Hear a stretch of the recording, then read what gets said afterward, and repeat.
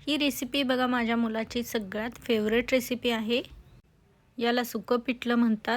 शिदोरी म्हणून किंवा गारव्यासाठी देखील हे आपण करतो। यासाठी 1 तास हरभरा डाळ छान भिजवून घेतलेली आहे। लसूण, मिरची, कोथिंबीर, जिऱ्याचा ठेचा बनवून घेतलेला आहे। शेंगदाणे भाजून कुटून घेतलेले आहेत। तेलामध्ये जिरं मोहरी टाकलेली आहे, हिंग टाकलेला आहे पाव चमचा, बारीक चिरलेला कांदा टाकायचा आहे, त्यानंतर कढीपत्ता टाकायचे।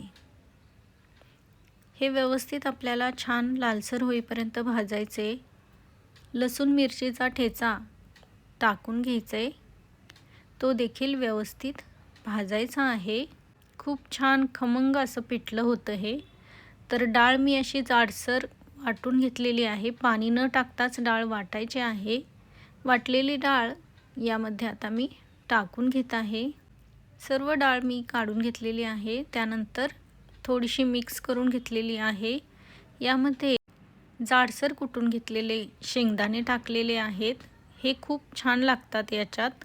हळद टाकलेली आहे चवीप्रमाणे, मीठ टाकून घ्यायचं आहे। पुन्हा एकदा छान मिक्स करून घ्यायचं।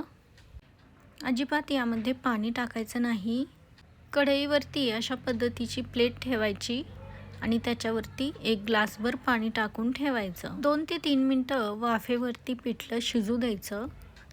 थोडंसं अशा पद्धतीनं एकसारखं हलवून घ्यायचं, म्हणजे मग पिठलं फडफडीत सुट्ट होतं।